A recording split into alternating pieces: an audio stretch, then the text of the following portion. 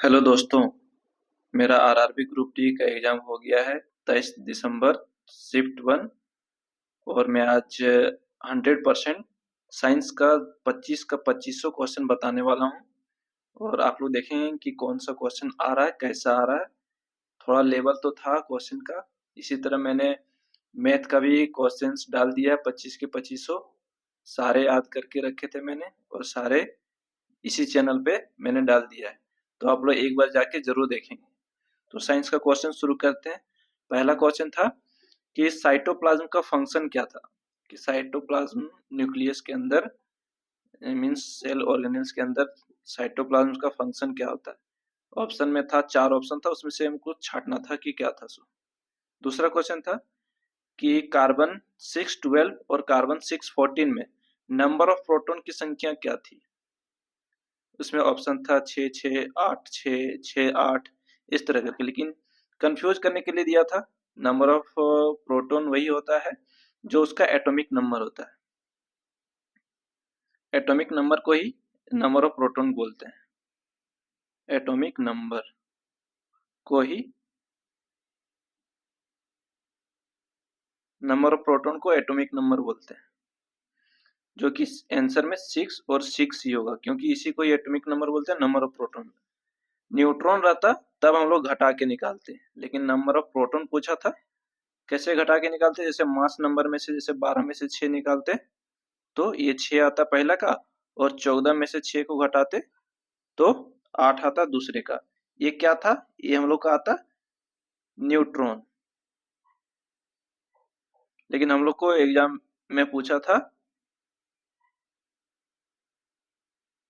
Number of proton, इसीलिए 6 और 6 जो एटॉमिक नंबर होगा वही उसका नंबर ऑफ प्रोटॉन होगा। तीसरा क्वेश्चन में पूछा था मॉलिक्यूलर मास किसका, NaCl का। तो हम लोग जानते हैं कि Na का होता है मॉलिक्यूलर मास, मास नंबर होता है 23, और क्लोरीन का होता है 35.5। ये दोनों को जोड़ के जो आंसर आता वही आंसर होता 58.5। यहाँ पर यू लिखा हुआ था, यही था आंसर उसका। डेंसिटी का ऐसा यूनिट पूछा था। डेंसिटी का फॉर्मूला क्या होता है, mass by volume. Mass by volume. इसका ऐसा यूनिट कैसे बनेगा, केजी लिखा होता है, केजी क्यूबिक मीटर। ये था आंसर में, ऑप्शन ये था, तो यही टिक मार्क का है। तो पांचवा क्वेश्चन था एक्सेलरेशन का फॉर्मूला पूछा था। एक्सेलरेशन का फॉर्मूला क्या होता है, change in velocity, change in velocity into time. ये था एक्सेलरेशन का फॉर्मूला, और ये भी पूछा था। 6 नंबर में पोटेंशियल एनर्जी पर न्यूमेरिकल पूछा था। क्वेश्चन ऐसा था कि कोई आदमी है, वो कुछ एक ऑब्जेक्ट है, उसका मास है 10 केजी, उसको उठा रहा है। हाइट दिया हुआ था 3 मीटर तक उठाया था, और जी का मान भी दिया हुआ था 10। हम लोग को डायरेक्ट फॉर्मूला लगाना था पोटेंशियल एनर्जी का, mgh, बस मल्टीप्लाई करके और लिख देना था। 7 नंबर में पूछा था कि कॉन्वेक्स लेंस दिया हुआ था, उसका पूछा था कि ऑब्जेक्ट का साइन हमेशा क्या होगा। कि ऑप्शन में था कि ऑलवेज पॉजिटिव होगा, कि ऑलवेज नेगेटिव होगा, क्या फिर बोथ होगा। तो इसका तो आंसर ऑलवेज नेगेटिव होता है, ऑब्जेक्ट हमेशा नेगेटिव में होता है। आठवां में पूछा था, स्टेटमेंट वाइज क्वेश्चन था कि प्रेस बायोपिया क्यों होता है, किसकी वजह से प्रेस बायोपिया होता है। तो इसका ऑप्शन में था कि सिलियरी मसल्स जो होता है हम लोग का आंख का, वो काम करना बंद करता है। जैसे कि सिलियरी मसल्स का काम क्या होता है कि लेंस जो होता है हम लोग के हाथ में आंख में लगा हुआ, हम लोग के आंख में जो लेंस लगा हुआ होता है उसको बड़ा छोटा करता है। और इसी कारण से, इसका कारण कौन होता है, सिलियरी मसल्स जो यहाँ पर लगा हुआ था मसल्स, यही था ऑप्शन में, यही था। इसी को मैंने टिक लगाया कि सिलियरी मसल्स के कारण ही होता है प्रेस बायोपिया। प्रेस बायोपिया क्या होता है, जिसको नजदीक का भी नहीं दिखता और दूर का भी नहीं दिखता, उसको प्रेस बायोपिया बोलते हैं।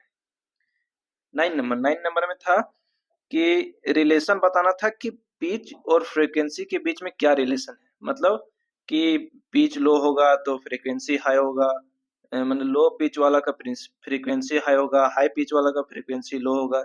इस तरह करके 4 ऑप्शन थे, उसमें से बताना था। ये शायद मेरा सही है या गलत पता नहीं। चलिए देखते हैं 10वां नंबर। 10वां नंबर में क्या था? न्यूट्रलाइजेशन रिएक्शन पूछा था। न्यूट्रलाइजेशन रिएक्शन पूछा था, लेकिन स्टेटमेंट वाइज पूछा था। क्या था स्टेटमेंट में? कि पहला स्टेटमेंट था कि न्यूट्रलाइजेशन रिएक्शन उसको बोलते हैं जिसको एसिड प्लस बेस, यही दोनों रिएक्ट करके हम न्यूट्रलाइजेशन रिएक्शन करते हैं। तो पहला भी स्टेटमेंट सही था। दूसरा में था कि रिएक्शन करने के बाद सॉल्ट और वाटर निकलता है, ये भी था सही। तो दोनों स्टेटमेंट सही दिया हुआ था। 11वां नंबर। 11 नंबर भी स्टेटमेंट था, 4 स्टेटमेंट दिया हुआ था ग्रेविटेशन पर। पूछा था कि कौन सा इसमें कौन सा चारों में से स्टेट मैंने ग्रेविटेशन काम नहीं करता उसमें। पहला में था कि मून अर्थ के चारों ओर घूमता है। दूसरा, टाइड इसी ग्रेविटेशन के कारण होता है। तीसरा, सैटेलाइट अपना चारों ओर ग्रेविटेशन के कारण घूमता है। चौथा था कि इलेक्ट्रोस्टैटिक फोर्स ग्रेविटेशन की वजह से होता है। तो ये गलत लिखा हुआ था, यही चार चौथा ऑप्शन मेरा गलत था कि ये कारण नहीं था ग्रेविटेशन फोर्स का। फिर 12 नंबर में पूछा था कि पैरेनकाइमा के पास जो लार्ज एयरी स्पेस होता है, लार्ज स्पेस होता है, उसको वो किस क्या चीज के लिए यूज करता है। पहला में हम दो ऑप्शन में कंफ्यूज हुए थे। पहला ऑप्शन था कि फोटोसिंथेसिस,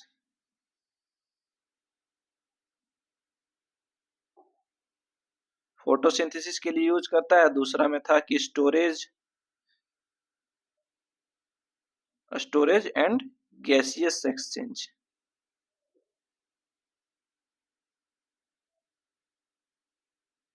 स्टोरेज और गैसियस एक्सचेंज के लिए ही यूज किया जाता है। तो हम इस ऑप्शन को टिक करके आए कि पैरेनकाइमा, क्लोरेनकाइमा और स्क्लेरेनकाइमा 3 टाइप का होता है। पैरेनकाइमा फूड के लिए स्टोरेज करने का काम करता है, क्लोरेनकाइमा क्लोरोफिल के लिए यूज होता है, और स्क्लेरेनकाइमा उसको हार्डनेस टफनेस के लिए यूज किया जाता है। 13 क्वेश्चन था सोलिनॉइड का। इसमें भी 4 स्टेटमेंट था, ये भी स्टेटमेंट वाइज था 4 स्टेटमेंट। इसमें भी हमको दो स्टेटमेंट में कंफ्यूजन था। स्टेटमेंट क्या बोल रहा था कि पहला कि सोलेनॉइड को जब करंट पास करते हैं या फिर उसका करंट को रिवर्स करके उसका मैग्नेटिक फील्ड के डायरेक्शन को चेंज कर सकते हैं। ये पहला स्टेटमेंट था, जिसमें हमको सही लग रहा था कि ये भी सही है। और तीसरा नंबर में स्टेटमेंट था कि सोलेनॉइड का नंबर ऑफ टर्म्स को बढ़ा के घटा के उसका मैग्नीट्यूड को बढ़ा घटा सकते हैं। तो ये भी स्टेटमेंट हमको सही लग रहा था, ये भी सही था। तो ये सब दोनों में कंफ्यूजन था सोलिनॉइड पे। उसके बाद आते हैं 14 नंबर क्या था? What is necessary for beekeeping, मतलब मधुमक्खी पालन करने के लिए क्या रिक्वायरमेंट होता है। 4 में से एक ऑप्शन था, उसका आंसर क्या था कि उसके चारों बगल में नेक्टर का होना जरूरी। नेक्टर मतलब जो फूल पत्ती होता है उसका होना जरूरी है बी कीपिंग के लिए। 15 को बढ़ाने घटाने के लिए हम लोग कौन सा इंस्ट्रूमेंट का यूज करते हैं? उसमें आंसर में था rheostat. Answer rheostat. 16 number close reaction box, जिसमें कि ए रिएक्टेंट में 15 ग्राम और 10 ग्राम का मास का कोई रिएक्ट किया था, प्रोडक्ट में कितने ग्राम का निकलेगा? क्वेश्चन ये था। तो प्रोडक्ट में भी जो रिएक्टेंट में होता है वही उतना ही ग्राम का प्रोडक्ट में भी निकलता है। तो 15 ग्राम और 10 ग्राम दोनों मिलकर कितना हो गया? 25 ग्राम। तो 25 ग्राम का प्रोडक्ट उधर भी होगा। फिर 18 नंबर में पूछा था ए सेक्सुअल रिप्रोडक्शन के बारे में, 4 स्टेटमेंट दिया था ए सेक्सुअल रिप्रोडक्शन के बारे में। उसमें सही चूज करना था कि क्या इसमें से सटीक था। तो ए सेक्सुअल रिप्रोडक्शन में क्या होता है कि अपने ही जैसा और बहुत सारा मल्टीपल ऑर्गेन को वो प्रोड्यूस करता है। ये इसका आंसर भी था।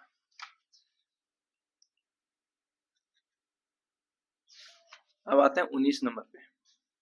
19 नंबर में था कि रिएक्टिव सीरीज में मिडिल रिएक्टिव सीरीज को मेटल को एक्सट्रैक्शन करने के लिए कौन सा प्रोसेस हम करते हैं। जैसे फर्स्ट जो तीन को होता है फर्स्ट का, उसके लिए इलेक्ट्रोलाइसिस यूज करते हैं, और उसके नीचे तीन के लिए कार्बन रिडक्शन मेथड यूज करते हैं। तो ये शायद मैंने गलत मार दिया था, लेकिन होगा कार्बन रिडक्शन, और मैंने इलेक्ट्रोलाइसिस चूज करके आ गया, तो ये तो मेरा गलत हो गया है। लेकिन क्वेश्चन ये था कि रिएक्टिव सीरीज में मिडिल रिएक्टिव सीरीज के एलिमेंट को एक्सट्रैक्ट करने के लिए हम लोग कौन सा प्रोसेस यूज करते हैं। 20वां क्वेश्चन था कि फंक्शन ऑफ सोप, सोप कैसे काम करता है। तो सोप मिसाइल फॉर्म करता है, इसीलिए ये गंदगी को निकाल पाता है। यही इसका आंसर था कि सोप कैसे काम करता है। फिर था क्वेश्चन 21वां नंबर की HIV का विंडो पीरियड किसे कहते हैं। 4 स्टेटमेंट था, वो बताना था कि इसमें विंडो पीरियड किसको बोलते हैं, HIV का विंडो पीरियड क्या होता है। फिर 23 नंबर एक न्यूमेरिकल का क्वेश्चन था, बहुत इजी था। बात है कि एक कार है, उसका कार में ओडोमीटर है। ओडोमीटर होता है जो डिस्टेंस को मेजर करता है। ओडोमीटर क्या होता है, जो डिस्टेंस को मेजर करता है।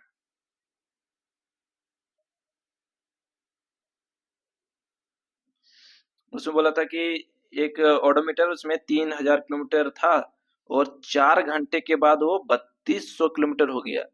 बोला था कि उसका एवरेज स्पीड क्या था। बस कुछ नहीं, 200 का अंतर था। 200 4 घंटा में जा रहा था, 50 किलोमीटर प्रति आवर का उसका एवरेज स्पीड था। बस यही निकालना था।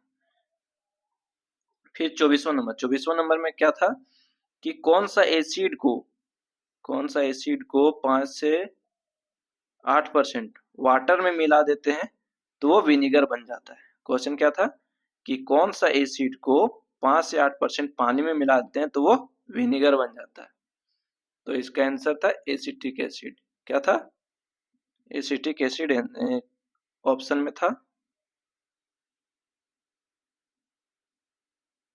तो यही इसका आंसर भी था, एसिटिक एसिड। फिर 4 क्वेश्चन हमको करंट अफेयर का याद है, वो भी बता दे रहा हूँ। पूछा था कि 9 नवंबर को कौन सा स्टेट अपना एस्टेब्लिशमेंट डे बनाता है। मतलब कौन सा 9 नवंबर को कौन सा स्टेट एस्टेब्लिश हुआ था। फिर दूसरा क्वेश्चन था खेलो इंडिया यूथ गेम कहाँ हुआ था। तो ये बिहार में हुआ था। फिर तीसरा क्वेश्चन था 400 मीटर रेस में जो रिकॉर्ड अभी कोई महिला है, कौन सा वुमेन थी जो रिकॉर्ड तोड़ी है 51.12 सेकेंड में, और वो गोल्ड मेडल लेकर आई। तो इसका आंसर था ऐश्वर्या मिश्रा।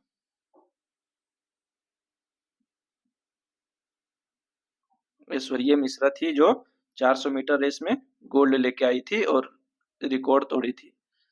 फिर चौथा क्वेश्चन था कि शक्ति बिल कौन सा स्टेट लाया है हेट क्राइम को रोकने के लिए। हेट क्राइम को रोकने के लिए शक्ति बिल कौन सा स्टेट लाया। ये थे क्वेश्चन हमारे साइंस के, और कुछ जो क्वेश्चन करंट अफेयर के आते हैं वो याद है, और बाकी इसके बाद में रीजनिंग का भी क्वेश्चन मुझे पता है 30 का 30 क्वेश्चन, वो भी बता दूंगा कि कौन से टाइप के पूछे जा रहे हैं। आप लोग आगे पढ़ के रखिएगा कि कैसे क्वेश्चन आ रहे हैं, टाइप देख लीजिएगा सारा, और अच्छा लगे कंटेंट तो चैनल को जरूर सब्सक्राइब कीजिएगा।